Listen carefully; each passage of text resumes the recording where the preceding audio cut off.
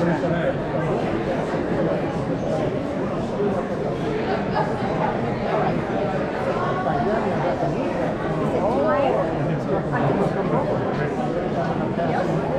finding Canada.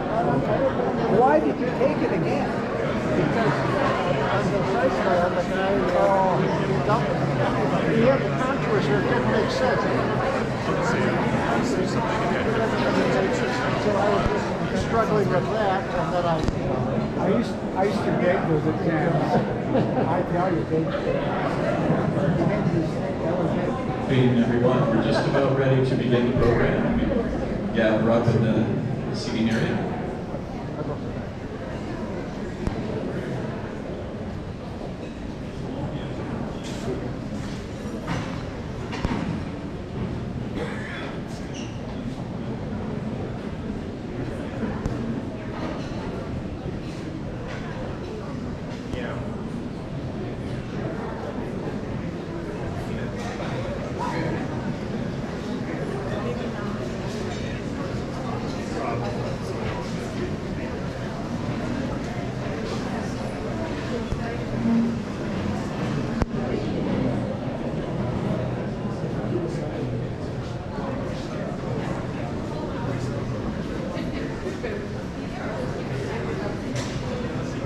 Good evening, everyone. Welcome to Mill City Museum. My name is Dave Stevens. I'm the site manager here at Mill City Museum.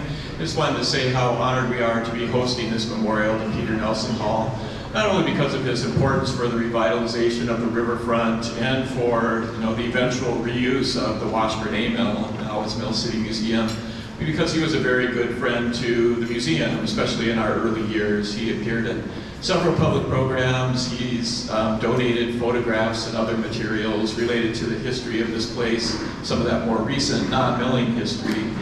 And we just really appreciate him being a good friend to the museum. It's my pleasure to introduce the first speaker. I'd like to introduce, it's my pleasure to introduce Tom Meyer.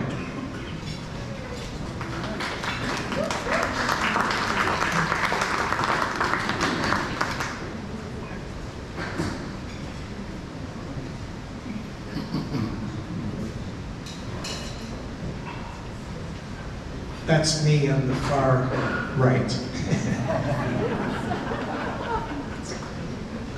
We're here today in a National Historic Landmark beside St. Anthony Falls, the only waterfall on one of the world's great rivers, to honor and to celebrate the remarkable life of Peter Hall.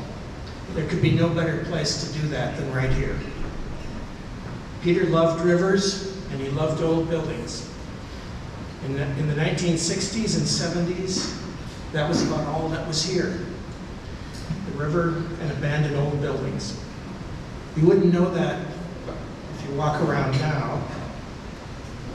It's the home to thousands of residents, some in $10 million condos, offices, beautiful parks, restaurants, this museum, a world-class theater, and a music center. Over 100 years ago, or over 100 years, from 1830 to about 1930, this place quickly changed from a wilderness setting cherished as spiritual by Indian people into a dynamic flour milling capital of the world. Then over about 60 years, the industry declined until the mill district was abandoned with much in ruins in the 1960s. Well, it wasn't entirely abandoned.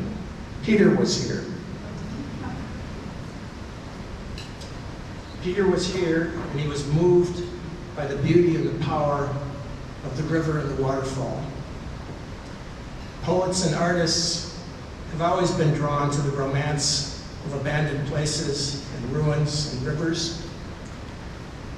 But it's one thing to write or paint or feel moved by such a setting. It's quite another to want to bring a place back to life.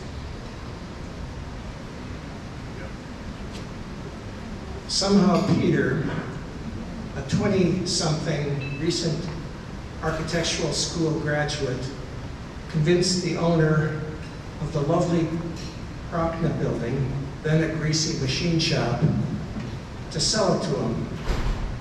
And turned down by the banks, he convinced a neighboring landowner to loan him the money to buy it and fix it up as a home for his young family. When asked by the Minnesota Historical Society interviewer and architectural critic Linda Mack what motivated him to take on the financial risk and hard work of rescuing a tired old building in a downtrodden area, Peter said simply, "I love the view." I had the good fortune to have worked with Peter on his next riverfront adventure in this building complex in the late 1970s. Again, Peter had convinced the building owner to entertain his vision and allow him to live and work in the empty mill building. He had also convinced a group of prominent and well-heeled local business people that they should turn the building into high-end lofts for themselves. That was then an exotic concept for living in the mainstream. And he also convinced them that he should be their architect. Peter lived one floor of the building and worked on another in what was then called the utility building next door, the tall one with the water towers on the top. The spaces that he occupied were minimally but beautifully adapted for living and working. He needed help to do a detailed study of converting the building into lofts, and I was excited by the challenge and eager to join him. Like Peter, I had fallen in love with the river and old buildings as an architecture student, and I admired Peter back then for the work he had done on Prochna. For my thesis project at the university, I made up and designed a project that was a museum of the history of St. Anthony Falls, and I located it just down the street from Prochna.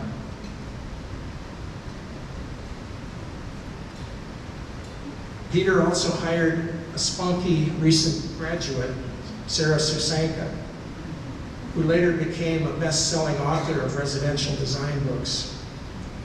He hired 2 part-time architecture students, and true to form for Peter, 2 creative and attractive young women assistants. And we began the design work together. It was an extraordinary environment to work in. All of the milling equipment was still in the complex, and it was eerily undisturbed.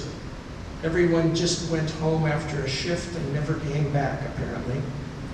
There were beautiful wooden contraptions, chutes and pulleys everywhere, ghostly white flour on everything.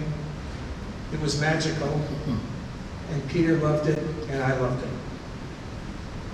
Peter led his office loosely, like a big family, or maybe like a commune. For Peter, experience was more important than practicality. After all, he lived and worked in a flour mill. He owned a 1930s wooden boat, and he drove an MGB. One floor away from the office was lovely Jennifer and a kid or 2 and an Afghan dog. There were long lunches at the Fujiya restaurant, sometimes lasting all afternoon, drinking plum wine and watching the river glide by. There were occasional rooftop parties overlooking downtown, and perhaps an out-of-town architect sleeping on a couch. Over a few months, we completed the design and had it priced. Our client group found it too expensive, though it was an incredible bargain by today's standards. I think they got cold feet about living so unconventionally among rail yards and ruins. It was, of course, a major disappointment for Peter and for all of us. Peter moved on to another phase of his life as ringleader of an artist community in the building and to riverfront projects in Stillwater and Maiden Rock, Wisconsin. I moved on to other things too, but memories of the mill and Peter always have a special place in my heart.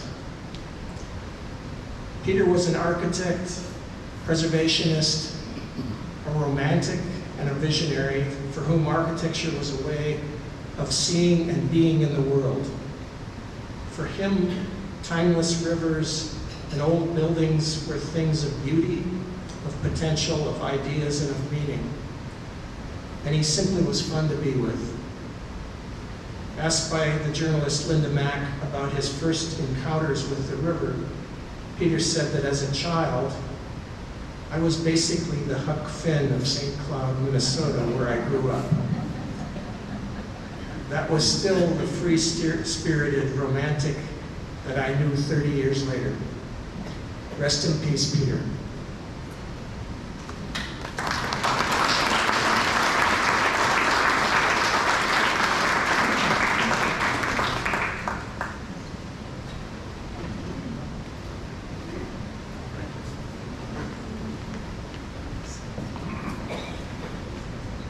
John Holmberg, are you around? Yep. Oh, here. Okay.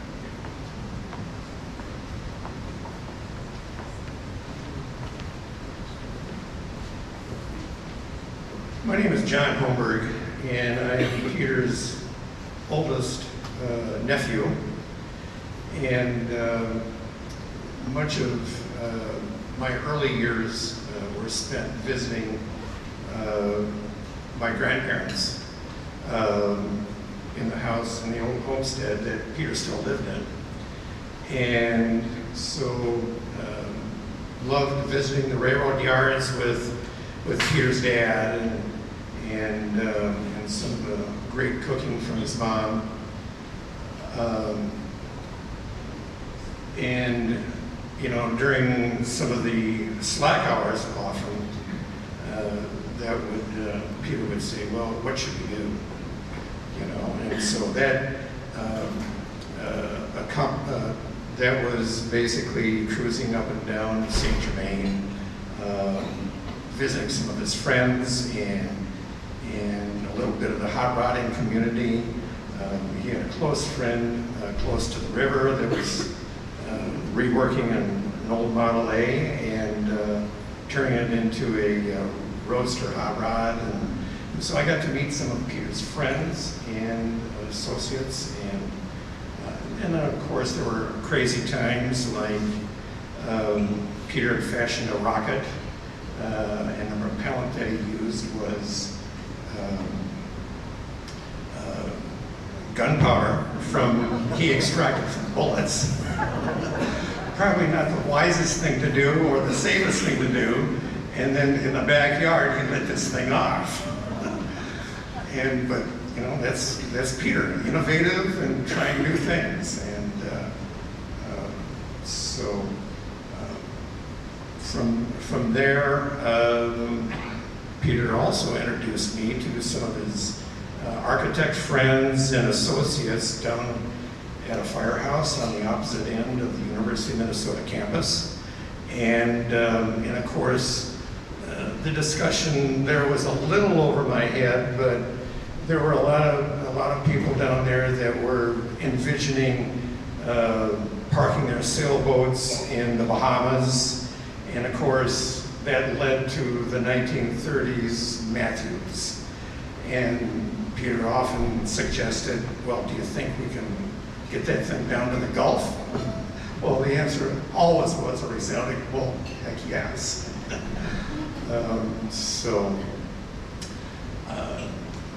And then from there it went to nailing sturgeons onto trees, extracted from the Mississippi River, trying to remove the skin. But then a few times being asked to come down and work on the Matthews. And of course, Peter had a little bit of a different idea than I did.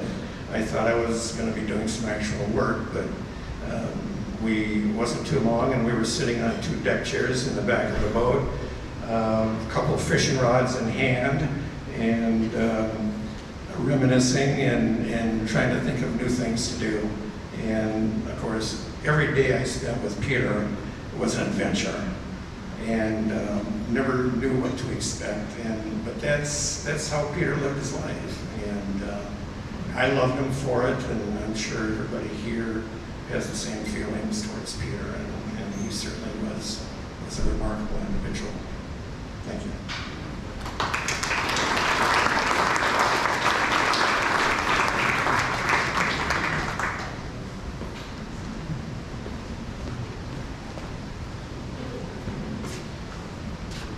Christine? Yeah. Christine, Kathy, and Tom?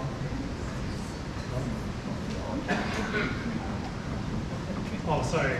No, sorry. I skipped Francis Behollian. Sorry. Well, she comes before me for sure. My apologies.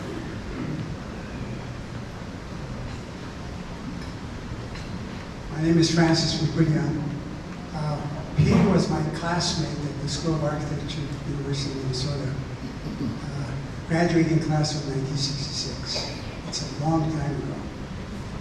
How many classmates are here? I met one, here, Wangler, Jim Wangler. Raise your hand. Who are you?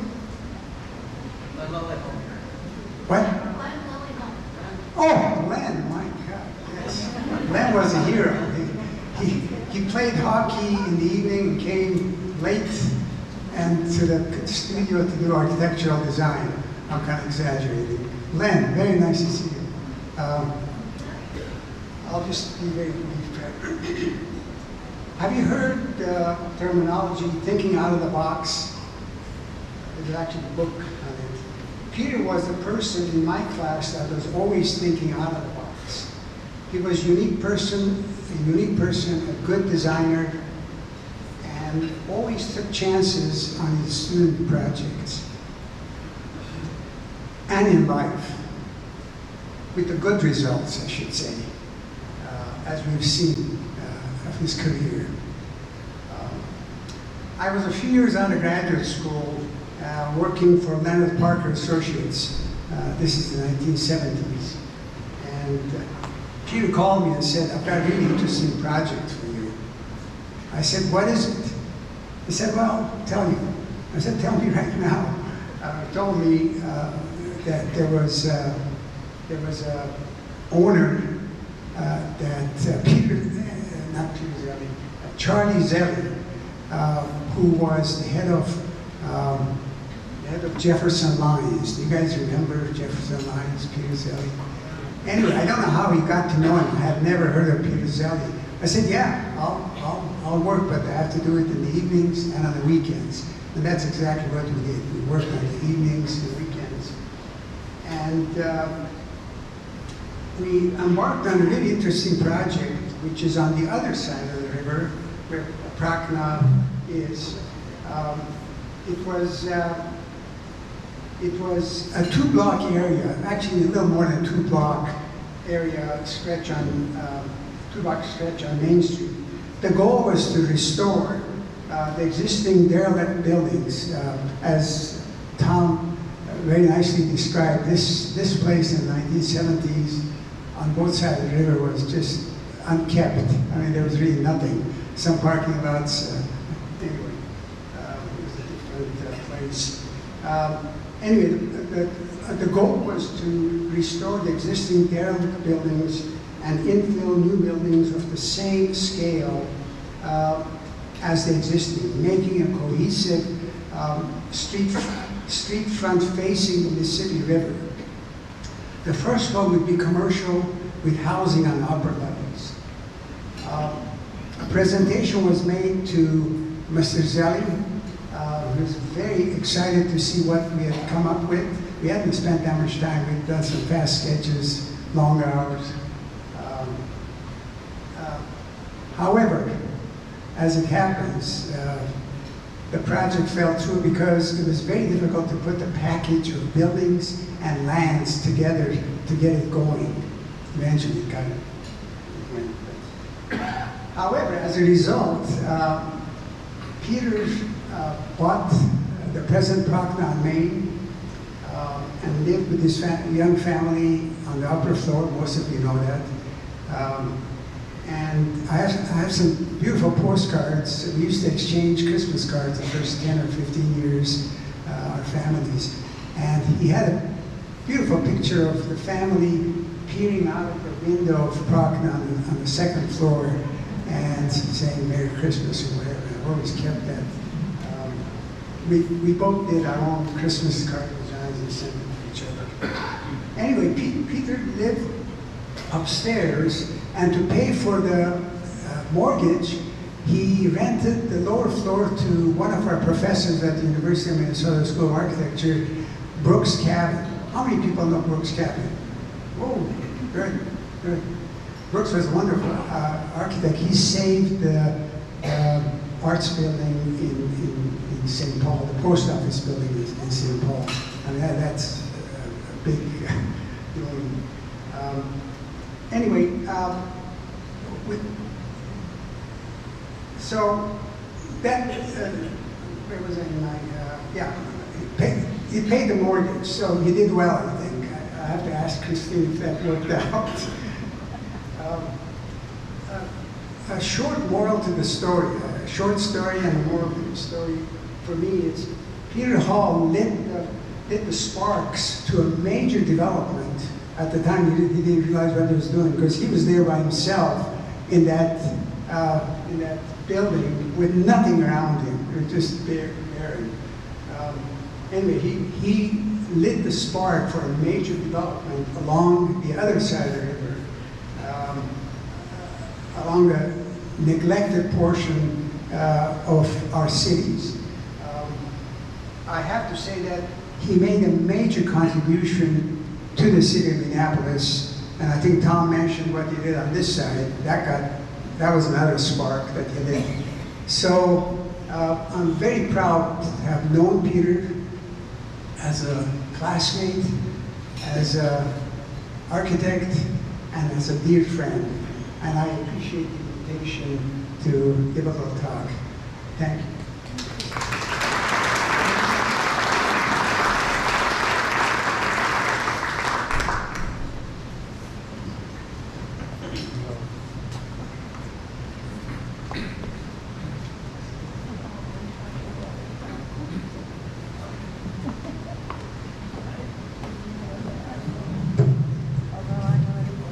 So I'll introduce myself. I'm Christine, and I met Peter when we were both students at the university. I'm going to be joined here by Jennifer and Kathy. And I didn't know how to do this mic thing, so I'm holding it.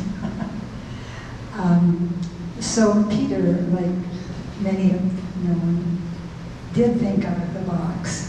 In fact, in the beginning, when I first met him, he had come to the University of Minnesota to enlist in, or enroll in the law school, because that's what his mother wanted him to be, was a lawyer.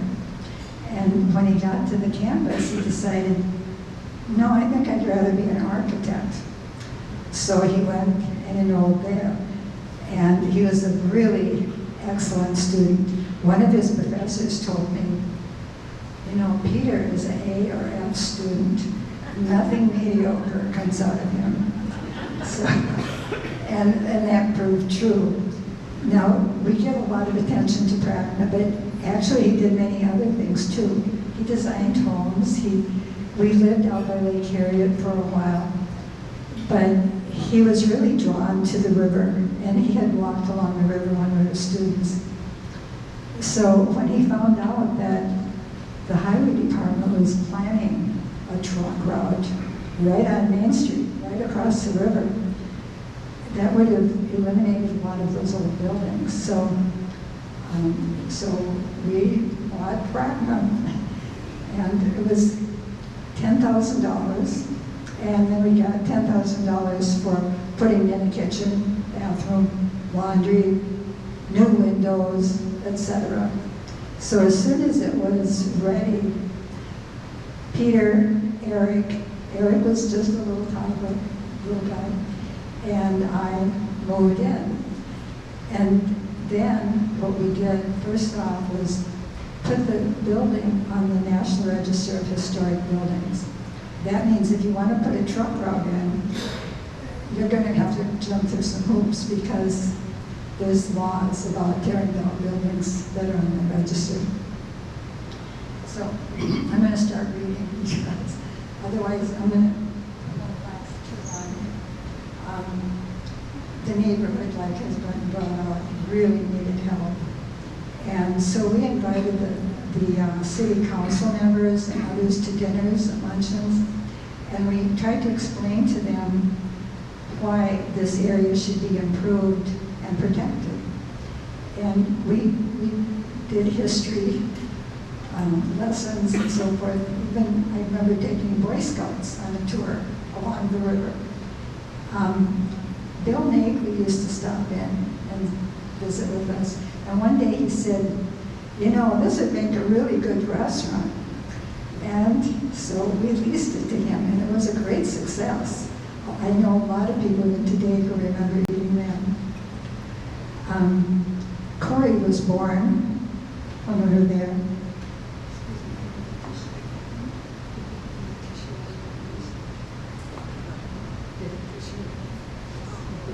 I'm having a runny nose problem. I think it's a geriatric thing. Anyway, so Corey was born there, and so his name is Corwin St. Anthony Hall, because we named him after one of those. Thank you. Sorry about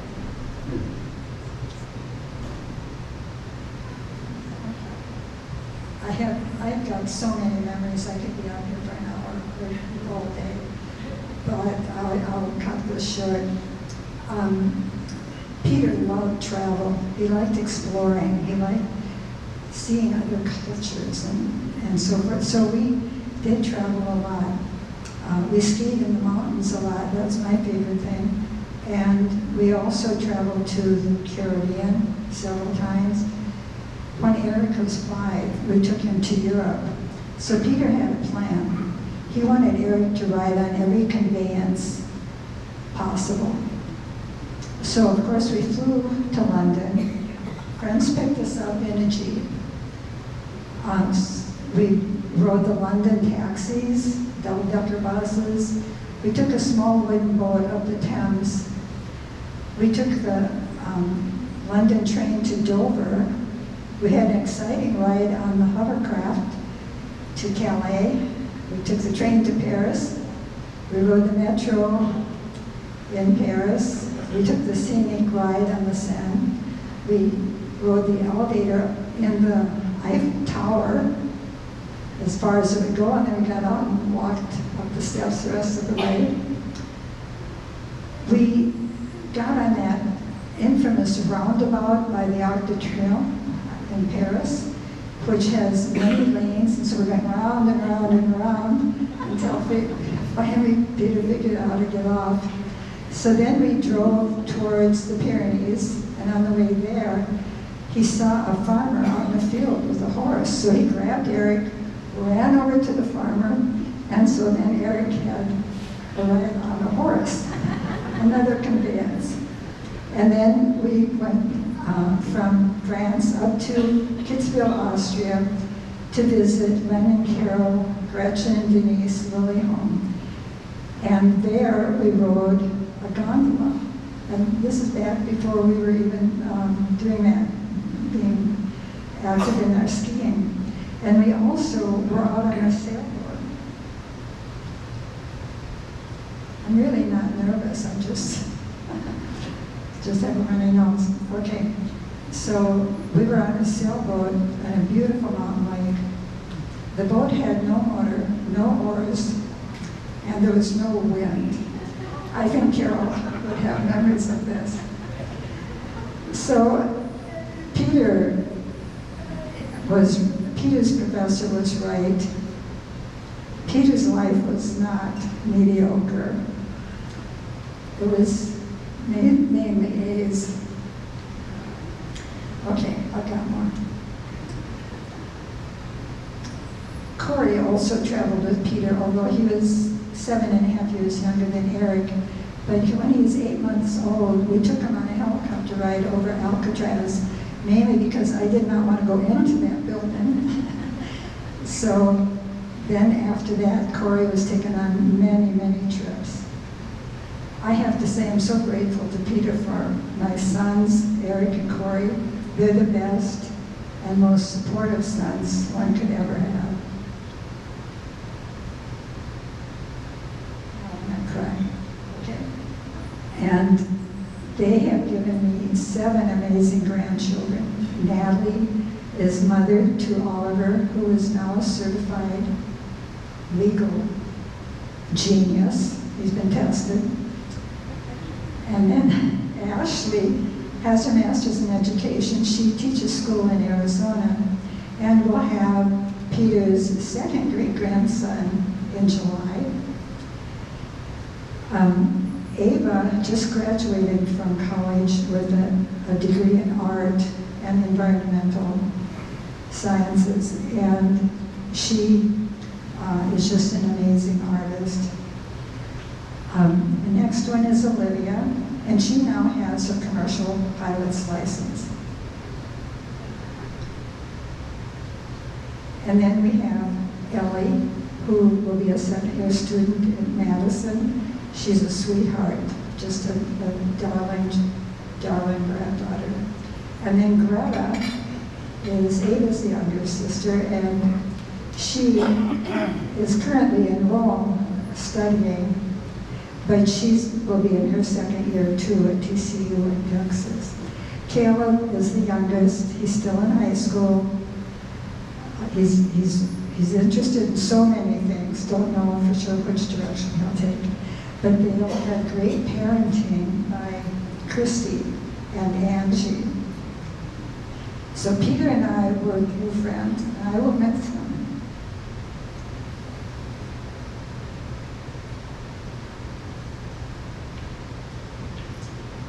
I used to call him often when I couldn't remember certain things, and he had a much better memory than I did.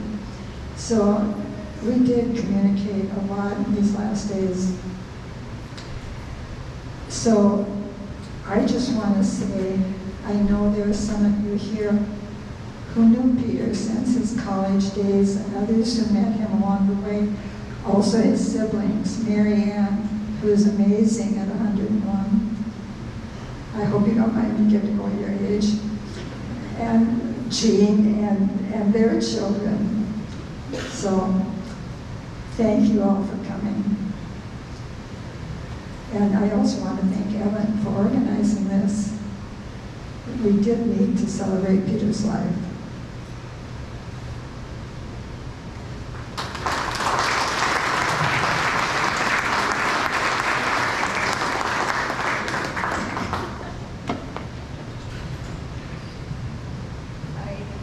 I'm Jennifer. It was the morning before Peter left.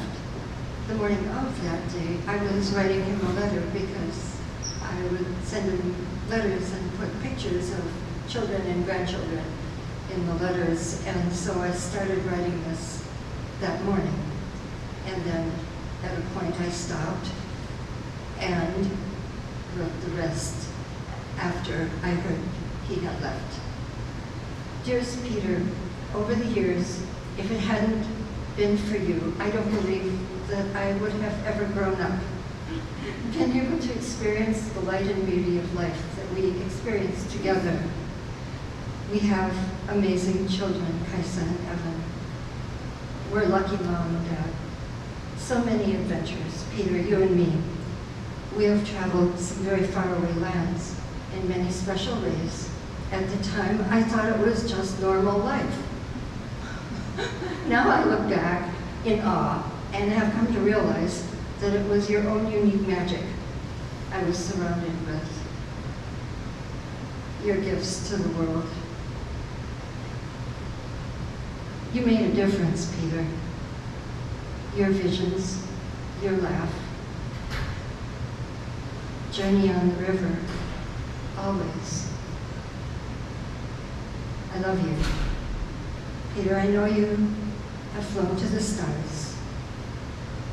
You are always here you know, in our hearts. I mean, it's true. And we feel that.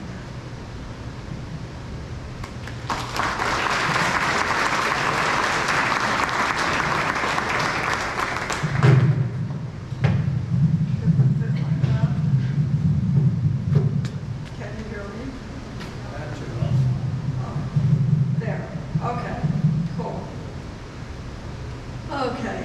Well, I met Peter on March 11th, 1993, 31 years ago. And that was a very long time ago. I met him because I was renting a condo in Lake Harriet, and he had a friend whose daughter had been, whose son had been married to Peter's niece. So she had let him know that I was coming over for pizza. They had some sort of a deal that if she saw anybody interesting for him, she'd let him know, and if he saw anybody interesting for her, he'd let her know. So anyway, we met that night, and for the most part, we've been together ever since, give or take a couple of fights and a few separations.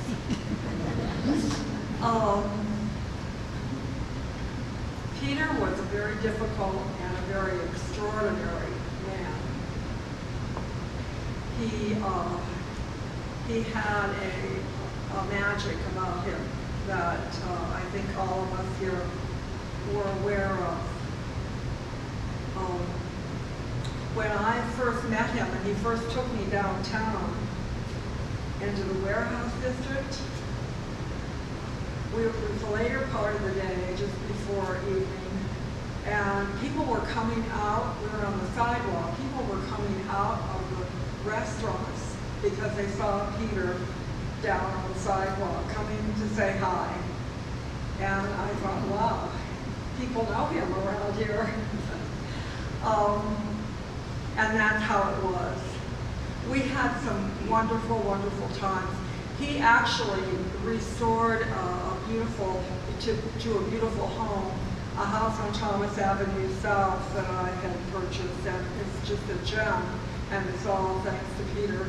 It had a porch, and he put these wonderful windows that you just threw open on that porch, and we would sit there in the evenings, and he would make his wonderful tomato, basil, and garlic pasta, and his wonderful raspberry vinaigrette dressing for salad.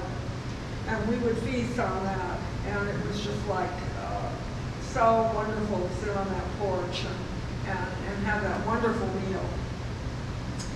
And later, he had always, of course, had his house on the river, and I went down with him, and I wanted to find something down that way, and I found a house in Old Frontenac. And he and I lived there for several years, and it was a magical place, and we had great times. There was a pool there, and we had the kids over, and it was just really a lot of fun. After that, we were thinking about buying a place up in Maine, but I had signed some papers on a property, but it was the time right after that 9/11 happened, and so we just didn't feel like we wanted to make that kind of move. So we didn't, and after that, Peter started talking about the Maiden Rock Creamery and what a great building it was, and his friends owned it. And in the end, we got the Maiden Rock Creamery, and he did the architecture for that building, which was exquisite, and it is today. I think his sign is still up on the bridge of the Maiden Rock Creamery. The people who bought it wanted to keep Peter's architectural sign there, so they did. And after that, we moved to Red Wing, where we spent many years, and I still live there.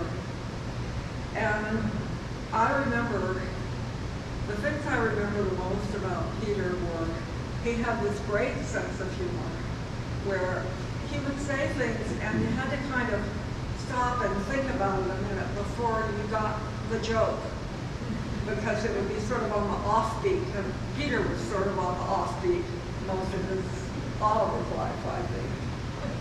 And so he had a great sense of humor, and we had some great travels together. He was a wonderful traveler, and we had different clocks, so he would always get up first thing in the morning and go out to see what was happening. And I would stay behind and kind of lounge around wherever we were and pick up the clothes he left strewn around and do that type of thing that ladies do. And we would meet at noon, and he would always find the perfect restaurant for lunch. Never failed. And so we would have lunch and wander around, and then go back. We spent several years. We went to Prague and the Czech Republic, which is just an amazing place. We loved it there. Peter had found a person there who had a restaurant called the Red Hot Blues Cafe that served Tex-Mex food. And she had an apartment up above her restaurant, and we ended up renting that apartment. And we went back several years in a row and lived in that apartment that overlooked a wonderful square, and wandered around Prague, which was quite a beautiful city, and we had many, many happy memories of that. He was just a treasure. Every day was different. You never knew what you were going to get from him. Until he wasn't able to pop up and run out like he used to, that was him. If he said goodbye and you thought of something you wanted to tell him, it was already too late because he was out of the driveway and down the street before when he was going, he was going. And that's how it always was. There's so many memories, and I know we all have so many memories of Peter. And I certainly cherish every bit of time that I spent with him. He was really a treasure. I wrote a poem for him, and I've got it here on my phone, but I'm going to see if I can remember it without looking. 31 years is quite a while. And still, I think of him and smile. Such different souls we are. And yet we came this far. Loving him was constant, showed me the way.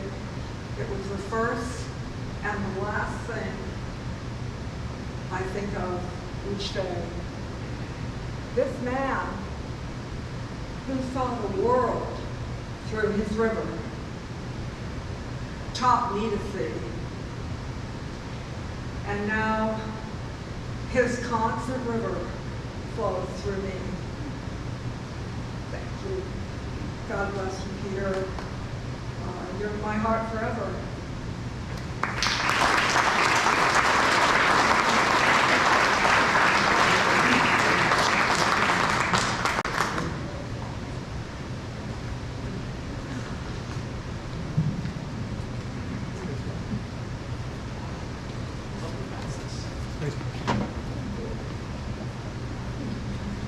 Good afternoon. My name is Eric Hall, and I'm Peter's oldest son of 4 children. I'm on the left in this picture with the long hair.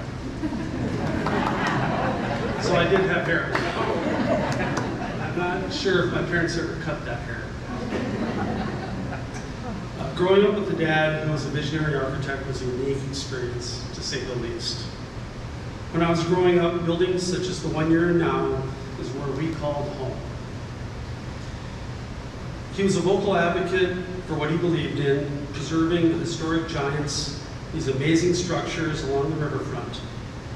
You had to be a visionary to imagine a vibrant and active riverfront community like it is now, when at the time, 50 years ago, these were only vacant and abandoned machine shops and warehouses.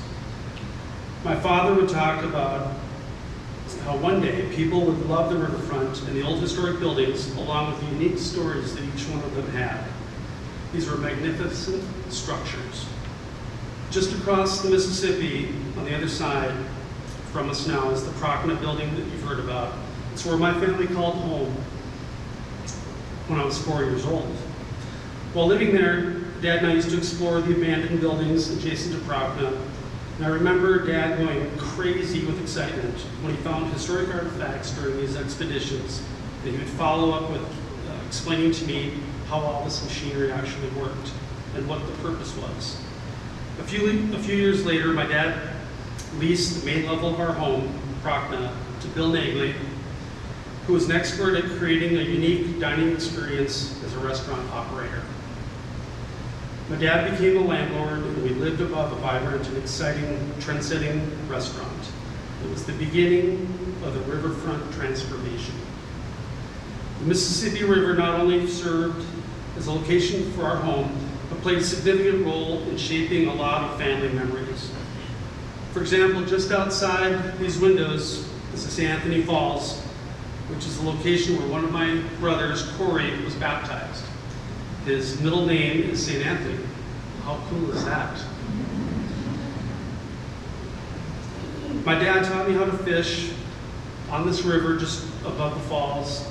And below the falls, we would have winter days cross-country skiing in the area that is now a beautiful park.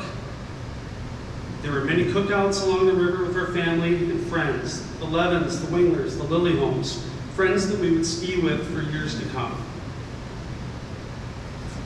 Another memorable experience I had with my father was when I was 6 years old, and yes, I can remember when I was 6. My parents brought me on a trip to Europe. We flew on Pan American Airways from New York to London, and my dad had a conversation with the flight attendant. A few minutes later, I found myself in the cockpit of the Boeing 707 drawing pictures for the flight crew. I spent more than an hour in that flight deck, and the captain hung my sketches on the overhead panel. That experience that my dad helped create left a huge impression on me.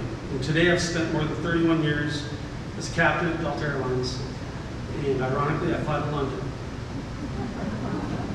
Dad always had a way of connecting people together and helping others by inspiring them to achieve their dreams. Several years later, while living above Prochnow, the restaurant wanted to do an expansion, so my family moved into a real house out in Stillwater with a yard and a garage, animals. It didn't take long for my dad to find an abandoned freight house downtown Stillwater, which was on the riverfront, and eventually that became a great restaurant and bar. You can start to see the trend for my father, old buildings and the riverfront. Dad brought his 1931 Matthews Cruiser wood boat out to the St. Croix. We had endless hours of work on that boat, but also endless hours of fun. Navigating up and down the St. Croix and Mississippi rivers, including going through the lock and dams like the one just outside, cooking some fantastic meals on that boat, and spending entire weekends on the rivers. Great memories. My dad moved back to Minneapolis into the mill. The building that's just adjacent to where you're seated now. The floor we lived on was so big that I could ride my bicycle inside without disturbing Tom Myers or any of the architects. I think it was more than 16,000 square feet per floor. Every day for Dad was an adventure or an event. We would take those lunches down to Fujiya next door that Tom Myers mentioned, and I would handle the petty cash to pay for those lunches. We would spend time at the farmer's market and even hunting for morel mushrooms when they were in season. The location was top secret, of course, and my dad said to tell no one. I learned how to drive a car just in the parking lot. In my dad's red MGB convertible. My dad and Jennifer hosted a prom party for my high school friends on the rooftop of the building next door. And you should have seen the expression on my classmates as they rode up a freight elevator in an abandoned warehouse. It was priceless. Dad was always fascinated with water, and especially the Mississippi River. A visionary for sure, and never a dull moment. When things didn't go as planned, he would always say, "You need to have a sense of humor." And like the Mississippi, Dad's journey was dynamic, ever-changing, sometimes unpredictable. But his journey was always fascinating, and I was happy to be a part of it. Thank you.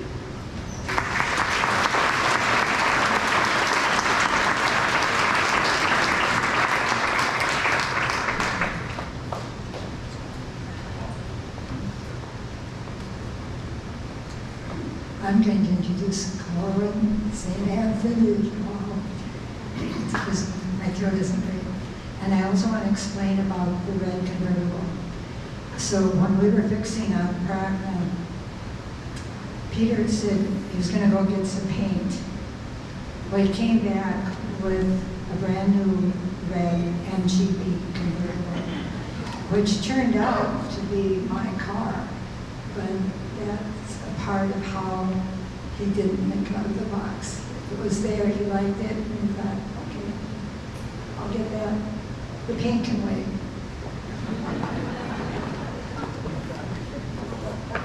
Well, I am the Corwin St. Anthony Hall. Yeah, and one thing is, I get nervous when I talk in front of people. Dad never did. He was always calm. He handled speeches well. I remember his speeches. So forgive me for being so nervous. One question, I'm starting with a question. How many negative conversations have you had with Peter Nelson Hall? My dad. I can't think of one. Can't think of one. There was that one time though, when I was 5 years old, he spanked my butt. We were up in St. Cloud at Grandma Nanny's, and Nanny was making her famous raisin rye bread, and the smell in the air was just wonderful. We're watching the Vikings. I think Frank Tarkenton was on.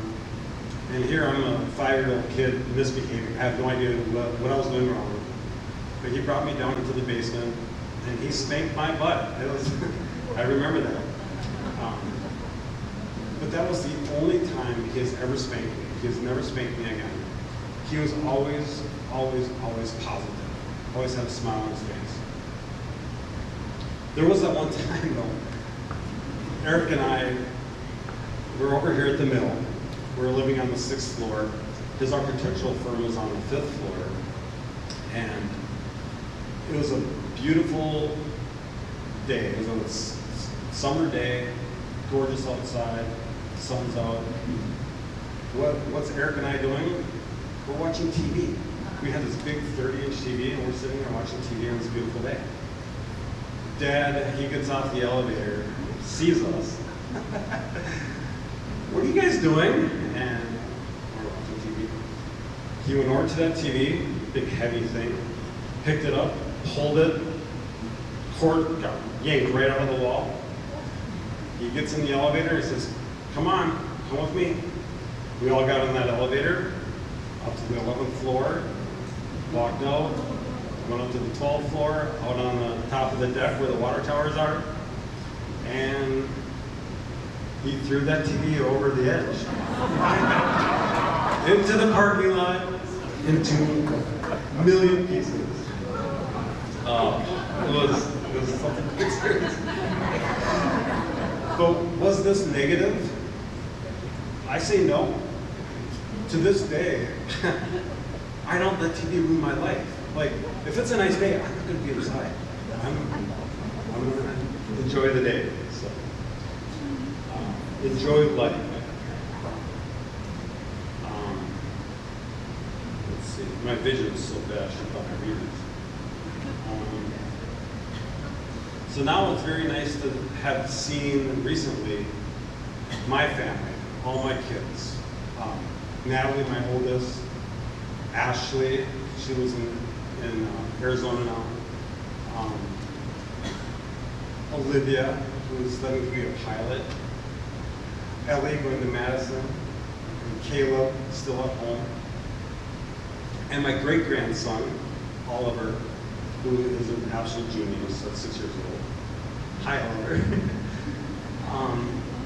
It's so great to have them visit Dad in the recent days, and Dad telling positive stories after stories, and just to see the joy my dad had to see his grandkids. He really loved seeing them. It put a smile on his face to be able to see them.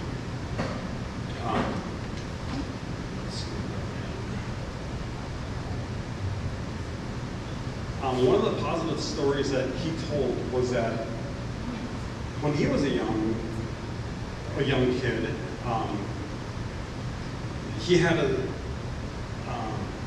he was the youngest of 5, and his mom was a school teacher, nanny, I call her nanny. She had a talk with my dad, and she said, Peter, she says, you never live life on the average. You live life all out. Do not hold back. And did he do that? Well, I can tell from everything we've heard over the night tonight, with Pravda and the Freight House and being an architect, trying to preserve things on the river. He did. He went all out. So it was. He listened to his mom. He did that. I have other things here, like Jake's Place Restaurant. It was a fine dining restaurant. That was the first place I worked as a bartender there for a while. There's so much that he did, and that's what we're experiencing tonight. And in memory, I just love this.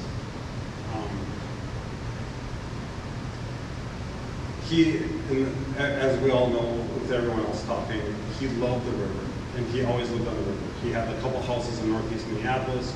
He had the Freight House. He had the house in Stillwater was on the river.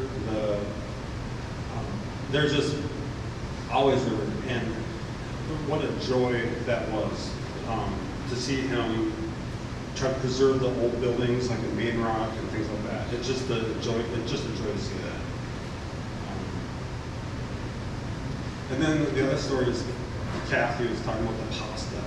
His pasta was this famous red sauce. And I think Andrew's going to be making it tonight. I hope so. So from now on, that'll be our dinner to remember him.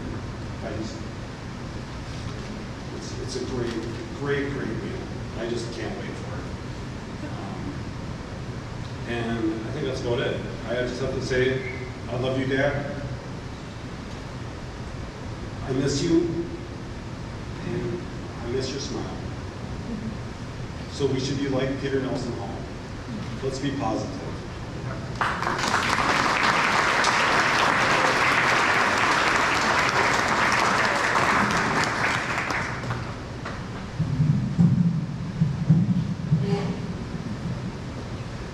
Hi, my name is Evan Hall. Often when you see futuristic visions from the 1960s and 1970s, you may think about the Jetsons or perhaps a utopic world with flying cars. My dad, Peter Nelson Hall, envisioned a future rooted in the past using storytelling. Growing up on the river on Marshall Street in northeast Minneapolis, our third-floor attic was converted into an architectural studio. The walls, ceiling, and floor were all painted white. There were Eames chairs and Mayline boards, there was bright neon lights, and of course, there was a view of the river. I was encouraged from a young age to play with foam core, create models, and explore my creativity in the space. The design studio was always open, and I had a superb instructor. In late preschool, there was opportunity to dress like your future self. I'm not sure if I had a say in the matter, but I was quickly dressed as an architecture professor, like oversized sports coat, in a professor of architecture, like oversized sports coat with a briefcase, trace paper, an architect ruler, and so forth. I attribute this moment to the realizations at the beginning of my career in architecture. Many stories have lifelong consequences and meanings. There was the story of going to Fujiya at a young age and sitting on tatami mats overlooking the St. Anthony Falls. I attribute these moments to sparking my interest in Japanese culture at a young age, which ultimately had me learning Japanese in college and working in Japan and Korea after architecture school starting in 2008. There was also a story of boating on Lake Pepin in a storm. We launched a small aluminum fishing boat in Lake City and boated over to Maiden Rock looking for fish when I was about 12 years old. Just a stone's throw from the cliffs of Wisconsin, we lost our shear pin, which seemed to happen a lot to my dad in boat stories. And I was chosen to manually row the boat 2 miles back to Lake City from Maiden Rock, which ultimately initiated my 4 years of college rowing at the University of Minnesota. These are just a few stories that describe the beginnings of things, another theme of my dad's stories. At Marshall Street, Northeast Minneapolis, I had many dreams about the river as a kid. Giant prehistoric fish in the lock and dams, and swimming up from the ocean, sharks even. The stories about boating events, flirting with the St. Anthony Falls, but one of the memories of the river that stood out the most for me was my dad going out to the 3 rock islands in front of the house and stacking up the rocks you can see in the photo here. The activity served 2 purposes. It warned boaters that there were islands that were to be avoided. It also was a James Turrell-like spiritual experience to stack rocks high up in unique ways on the islands that were beautiful, spiritual, and intrinsically temporary. For such a scary river with high currents, giant shark fish, and vertical drops, the islands were quite reflective in a spiritual way. Minneapolis was a place of great importance to my dad. Many see the legacy of my dad being Procna and the mills and saving the 3rd Avenue Bridge from destruction, but it was the spirit of the river he was seeking. In 1971, his futuristic vision for reconstructing the Mini Ra, or St. Anthony Falls, was a solitary voice. Here's a quote from his article in the 1971 National Trust for Historic Preservation magazine. Does the ancient god of the Sioux, Oatehi, still live in Minneapolis? For centuries, the Sioux, Chippewa, and Dakota Indian nations worshiped the spirit of the Oatehi, who lived at the base of the 55-foot waterfall at the confluence of the rolling prairies and the rugged cliffs of the Mississippi River Gorge. He continues, the warring Indian nations were at peace on the holy ground during their frequent visits to the monument of nature. They felt it unholy to fish, hunt, or camp on this ground. The waterfall, called Mini Ra, or curling water by the Sioux, captured not only the imagination of the Indians, but also the early explorers, military surveyors, opportunists, and giants of local wood and flower empires. Now it lies in decay in the core of the metropolitan area of 2 million people. He goes on to outline the Indian legend, the importance of the mills, the importance of the falls, citizen action, west bank of the falls, and concludes with the following. The historic counterpoint to the district is most certainly Mini Ra Falls. For $6 million, they could be reconstructed, such as Niagara Falls have been, into a series of falls over 600 feet in breadth. Then maybe the god of the Sioux, Oatehi, would find that Minneapolis was again a better place in which to live. End quote. What now seems as second nature in the 1960s and 1970s was not clear to most. Dad saw the future preserved through storytelling. He facilitated an environment for learning, creativity, and finding one's own gestalt. Some stories are worth passing along more than one time, and Dad knew when and how to not only discover and tell these stories, but also how to live them. Thanks.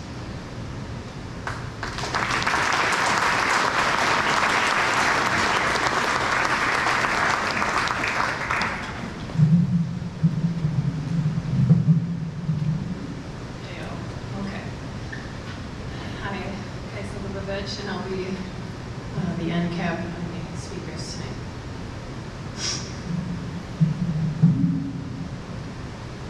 I'm gonna hold this thing. Okay.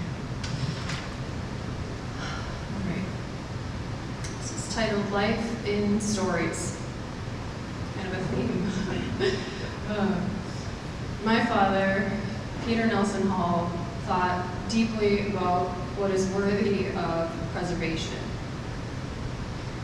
I imagine his response in the simplest terms would be stories. What is a story? Stories are experiences coming to life through words. Life as a story can be told through food, beauty, comedy, and the crackling and popping of a fireplace.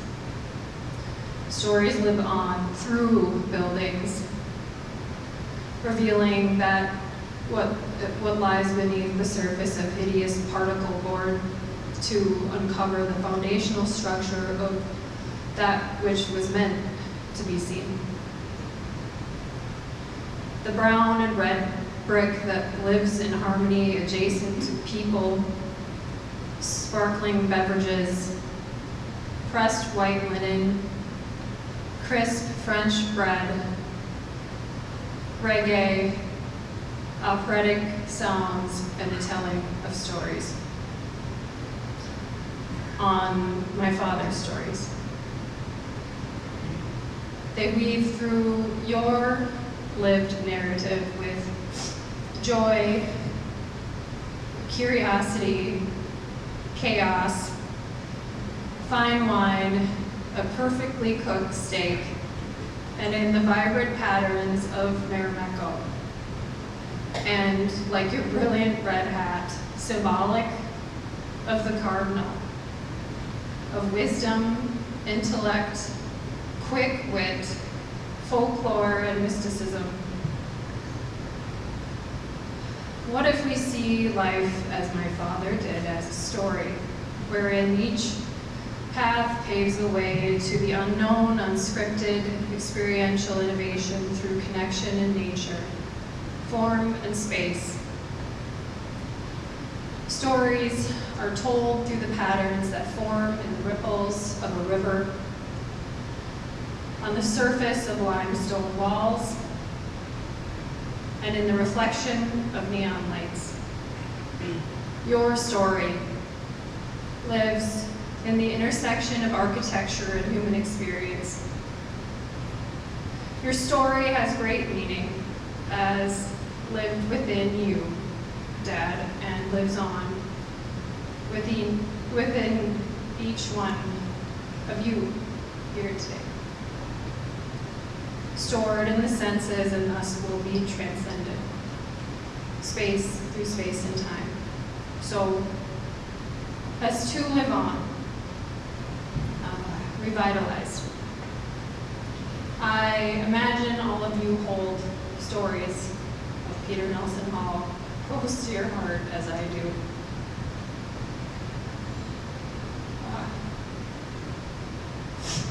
Thank you for being a part of my dad's magnificent story. I hold you all in my heart, and I appreciate each one of you for being present here in this vibrant space. Thank you.